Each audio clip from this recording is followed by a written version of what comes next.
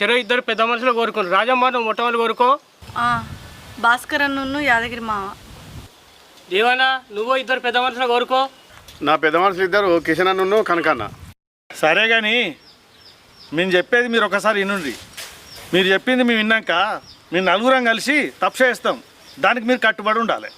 ఇగో జుర్మానా పడితే గ్రామ పంచాయతీకి పైసలు కట్టాలి, లేకుంటే మీరు పెట్టిన జమానత్ సుక్త అవుతుంది. నిన్న మస్తు రావుడైంది, తలకాయ అంతా పట్టింది, అస్సలు దిగుతలేదు. పోయి ఉతారు తీయాలి, కొరణ ఇరి పోయి కాటర్ కొట్టేస్తా.